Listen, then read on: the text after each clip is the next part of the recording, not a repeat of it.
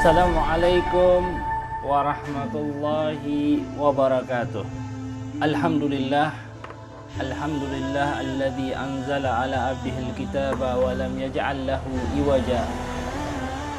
Allahumma salli wa sallim wa barik wa karrim wa 'azzim ala sayyidina wa maulana Muhammadin salatan yattasilu biha ruhul musalli alaihi bih wa ala alihi wa sahbihi wa alaina ma'ahum wa fihim birahmatika ya arhamar rahimin wa ya ajwadal ajwadin wa rahimal masakin. Alhamdulillah, segala puji dan syukur kehadirat Allah Subhanahu wa taala yang telah menjadikan kita sebagai umatnya Nabi Muhammad sallallahu alaihi wasallam. Dan mudah-mudahan bagaimana Allah Subhanahu wa taala menjadikan kita umatnya Nabi Muhammad sallallahu alaihi wasallam sebagai sebaik-baiknya umat, mudah-mudahan Allah Subhanahu wa taala perbaiki daripada setiap amalan kita dan dijadikan orang-orang yang menggapai kebaikan-kebaikan dalam kehidupannya. Amin ya rabbal alamin. Dan ikhwani wa akhwati rahimakumullah, sebagaimana kita mengaji dan mengkaji di dalam tafsir Al-Kahfi, maka kami akan mengajak kepada antum semuanya untuk membaca, niat belajar dan mengajar sebagaimana diajarkan oleh Al-Habib Abdullah bin Al-Haddad dan ditulis oleh Al-Habib Umar bin Muhammad bin Salim bin Hafid dalam kitab beliau Khulasah Al-Madan An-Nabawi. Bismillahirrahmanirrahim. Alhamdulillah rabbil alamin. Nawaitu ta'alluma wa ta'lim wa tadhakkura wa tadhkir wan naf'a wal intifa' wal ifadah wal istifadah wal hatha ala tamassuki bi kitabillahi wa sunnati rasulih wa du'a ila al-huda wa dilalata ala al-khair wa ibtigha'a wajhillahi wa mardatihi wa qurbihi wa thawabihi subhanahu wa ta'ala. Alhamdulillah, para ikhwan yang dimuliakan oleh Allah Subhanahu wa taala, hadirin dan hadirat, kemarin sebelumnya kita mengaji dan mengkaji dari ayat 50 sampai kepada ayat 59 mengenai tentang bagaimana perumpamaan masal yang Allah Subhanahu wa taala berikan kepada kita, yaitu perumpamaan mengenai bagaimana kisah yang dikisahkan oleh Allah Subhanahu wa taala terkait pembangkangan daripada iblis, yang mana iblis membangkang ketika diperintah oleh Allah Subhanahu wa taala untuk sujud kepada Adam.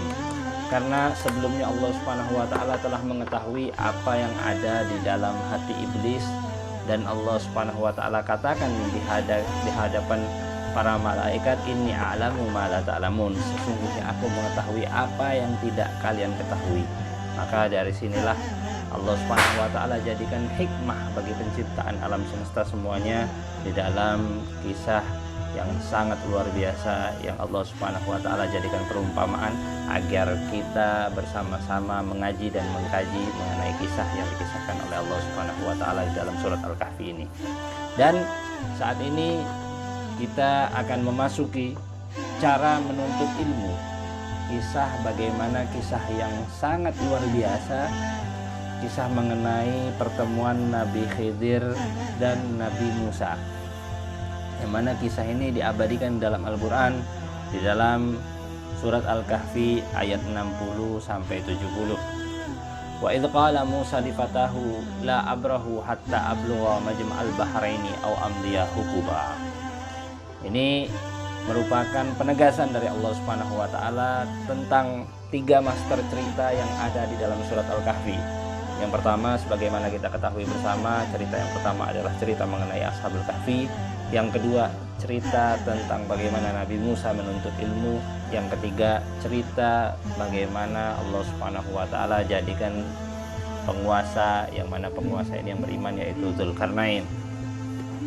Kemudian kita baca bersama, wa idh qala Musa li fatah, ketika Musa, yakni Nabi Musa bin Imran, berkata kepada pembantunya ataupun khadimnya, yaitu Yusha bin Nun, yang mana Yusha bin Nun ini mengikuti daripada setiap kegiatan dan aktivitas dari Nabi Musa, dan juga berkhidmat kepada Nabi Musa alaihissalam, dan juga menuntut ilmu kepada Nabi Musa alaihissalam.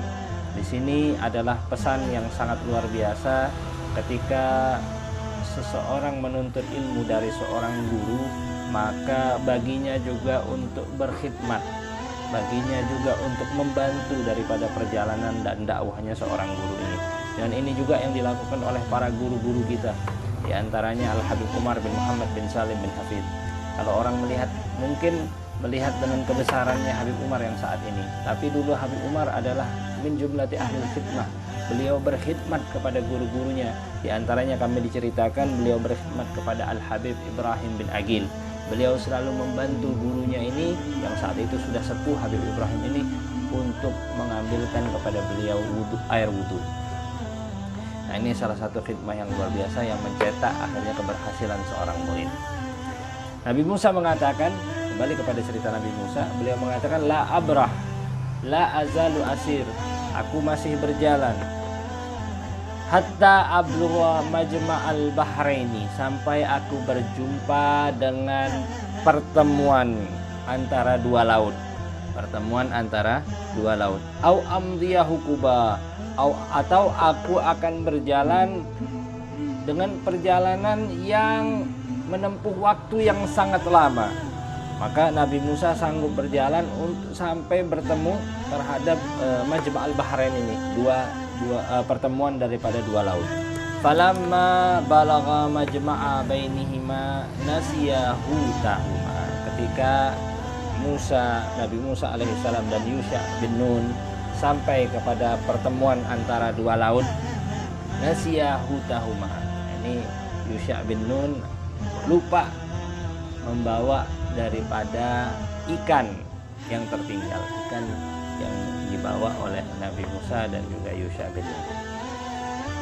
Maka sebelum saya menjelaskan tentang kejadian ikan ini, saya ingin menjelaskan tentang di mana letak pertemuan antara Nabi Musa dan Nabi Khidir. Nah, ini yang menjadi hikmah serta teka-teki yang disamarkan oleh Allah Subhanahu wa taala agar kita semuanya mengambil pelajaran dari sini. Dalam ayat-ayat di dalam Al-Qur'an disebutkan Al-Bahrain ini, dua laut itu, di dalam beberapa surat, di antaranya surat Al-Kahfi dan juga surat Ar-Rahman serta surat Al-Furqan.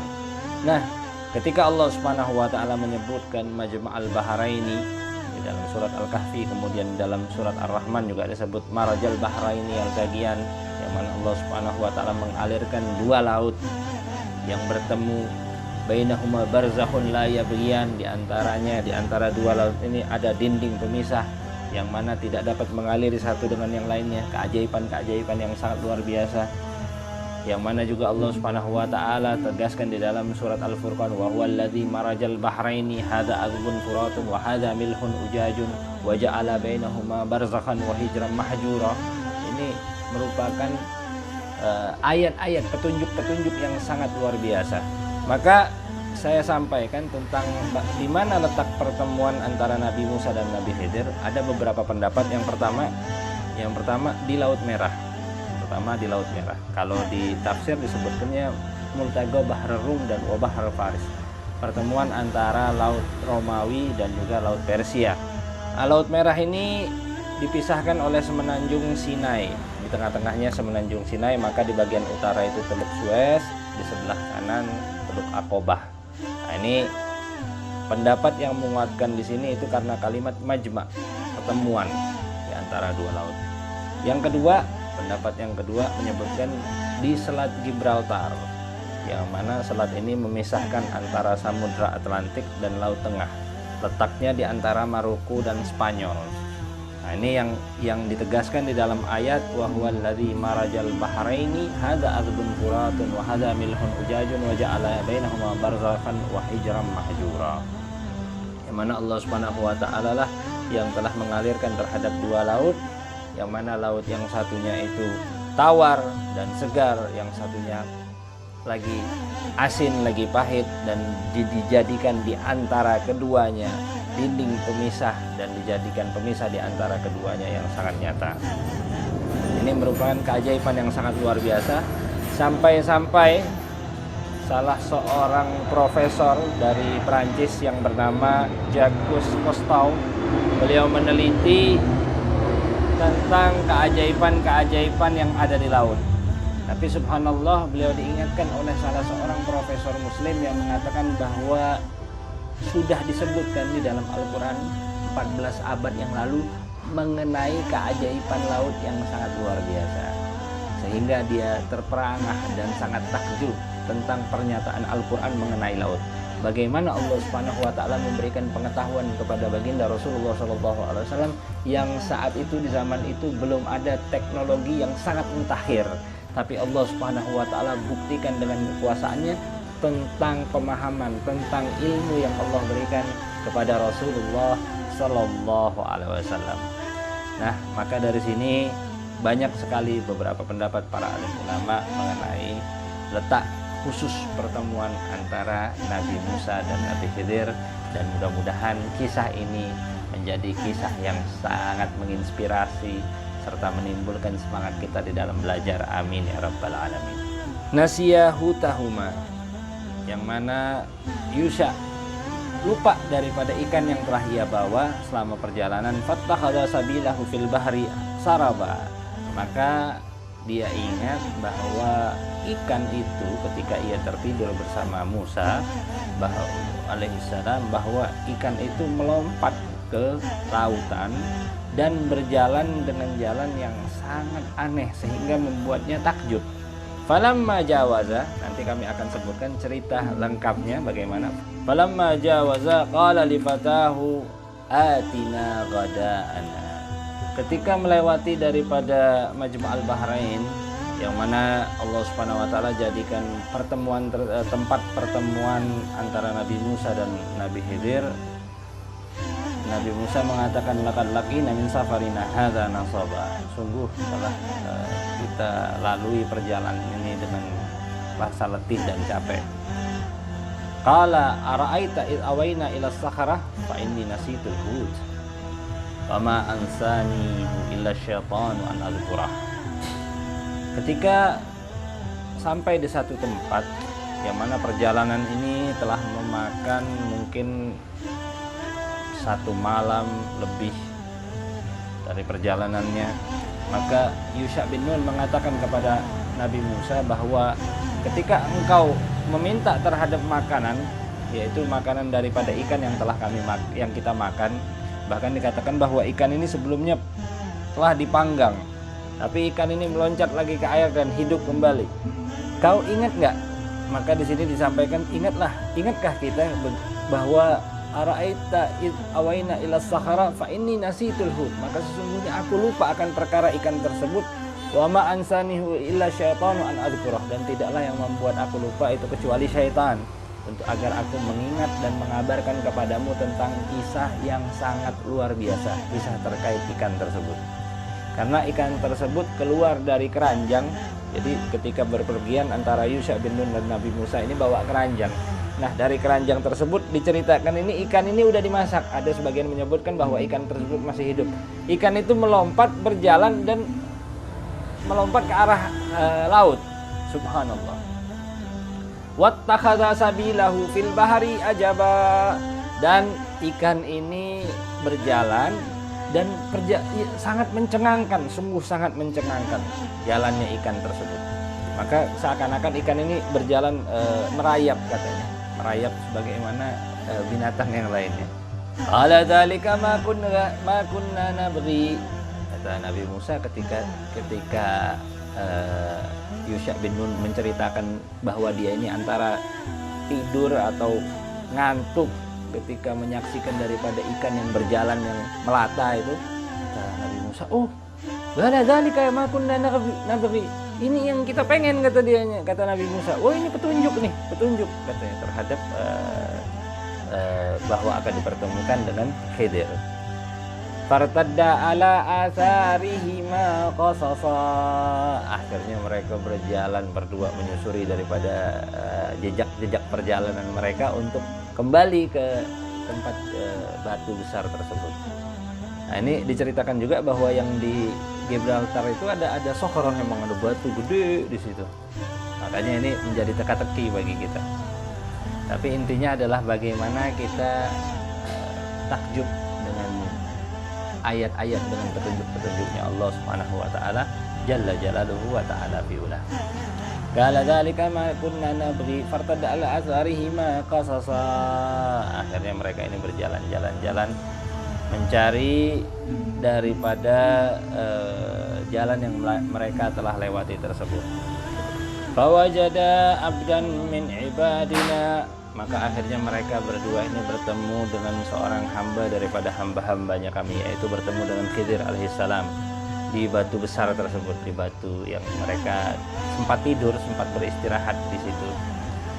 Yang mana di batu situ juga mereka hilang daripada ikan yang mereka simpan tersebut. Di dalam hadis disebutkan bahwa ketika Nabi Musa bertemu dengan Nabi Khidir ini dalam keadaan menutup daripada tubuhnya. Assalamualaikum, ketika Nabi Musa mengucapkan salam, keselamatan bagimu, maka Nabi Khidir mengatakan, keselamatan mana lagi yang ada di dunia ini? Atainahu rahmatan min indina, kami telah memberikan nikmat yang sangat besar kepadanya, kepada hamba kami tersebut, yaitu Khidir. Dan juga kemuliaan karamat yang Allah tunjukkan kepada beliau. Maka di sini para alim ulama banyak berpendapat mengenai Al-Khidir. Sebagian menyebutkan bahwa beliau ini adalah nabi daripada nabi, tapi sebagian mengatakan bahwa bahwa beliau ini diberikan wilayah. Atainahu rahmatan min indina ay wilayah. Wa alaihi aktsar ulama, paling banyak para ulama berpendapat bahwa beliau ini bukannya nabi tapi wali.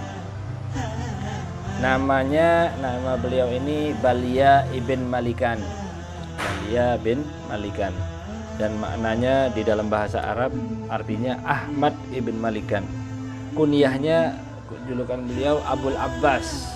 Sebagian para ulama berpendapat man arafa ismahu wa isma abihi wa kunyatuhu wa lagabuhu mata al-Islam. Barang siapa yang mengetahui nama beliau dan mengetahui nama ayah beliau dan mengetahui kunyahnya yaitu Abul Abbas dan lakopnya beliau, mata al-Islam. Lakopnya yaitu Khidir, mata al-Islam, wafat dalam keadaan Islam. Allahumma ja'alna minhum. Walugiba bil Khidir, dan beliau ini dilakopi, jadi Khidir itu lakopnya beliau, julukannya itu Khidir, kunyahnya Abul Abbas. Nah, dilakopi dengan Khidir li'annahu jalasa 'alal ardi fakhdarat tahtahu. Kalau beliau duduk di atas satu tempat, yang tempat ini gersang, maka menjadi hijau rimbun. Wa qila li'annahu kana idza shalla ikhdara ma haulah.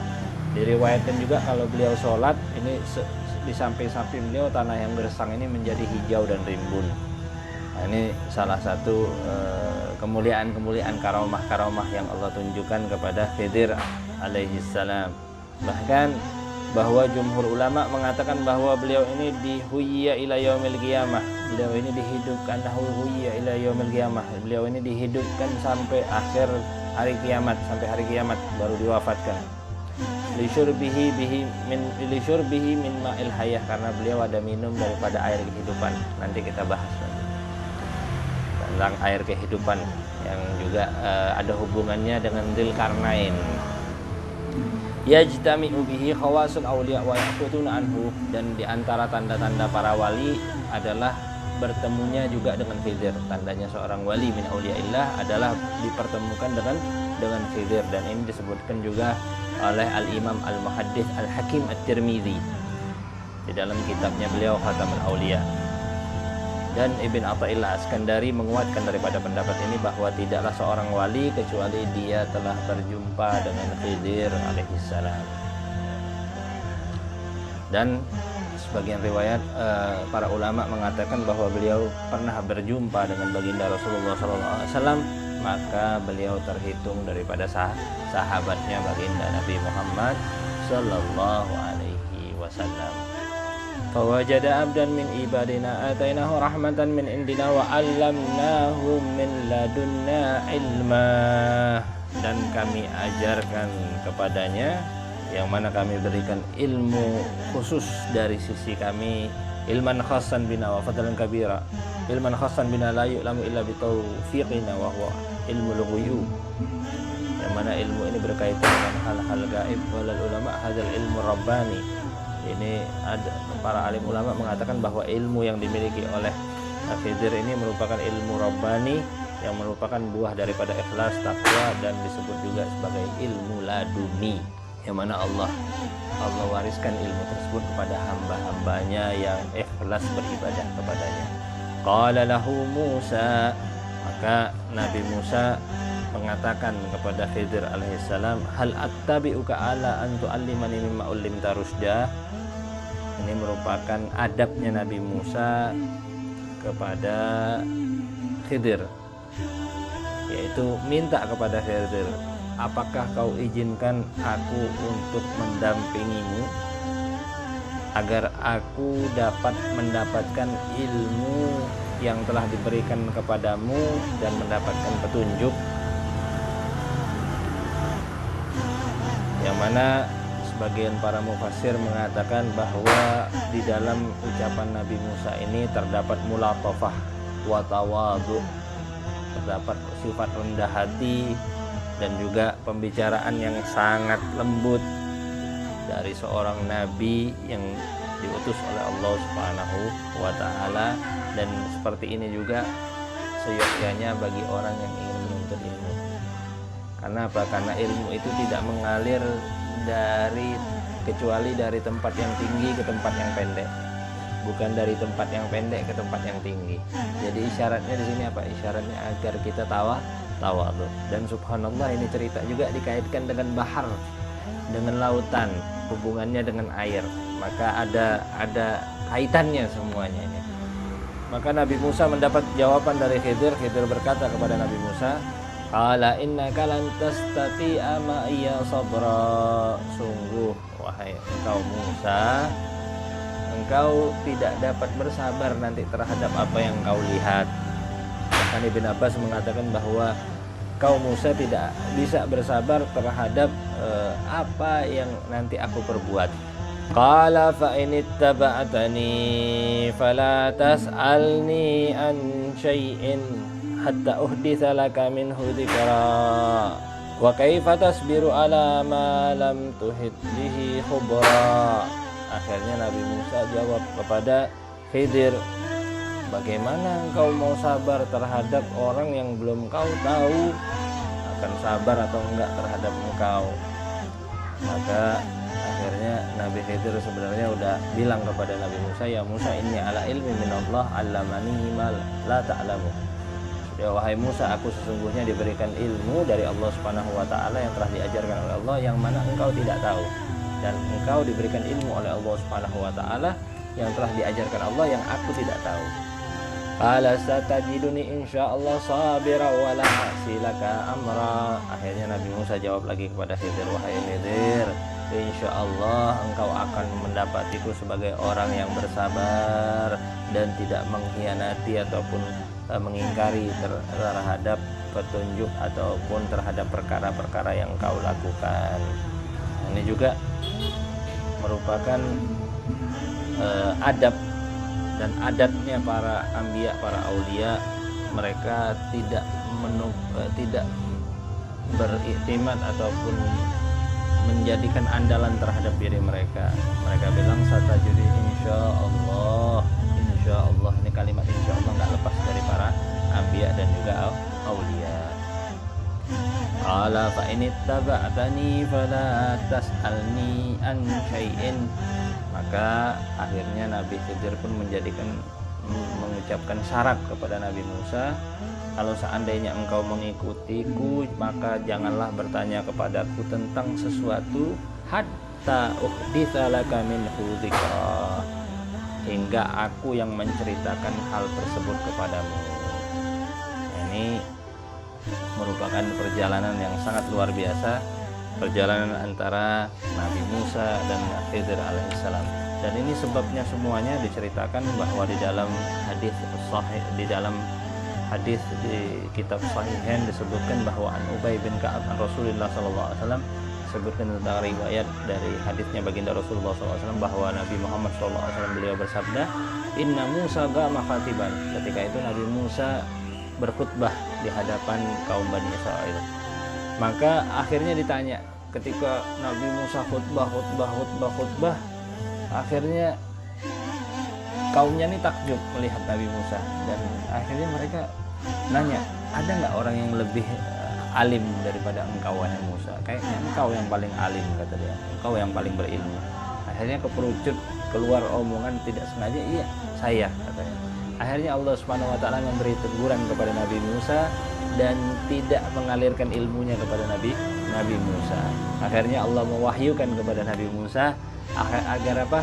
Agar ia menemui daripada hamba-hambanya Allah Subhanahu wa taala yang mana lebih alim, lebih berilmu daripada engkau. Maka akhirnya Nabi Musa, ya Allah, bagaimana petunjuknya agar aku bertemu dengan Khidir ini, dengan hambamu ini? Akhirnya diwahyukan oleh Allah Subhanahu wa taala agar ia membawa ikan, yang mana ikan tersebut ditaruh di keranjang.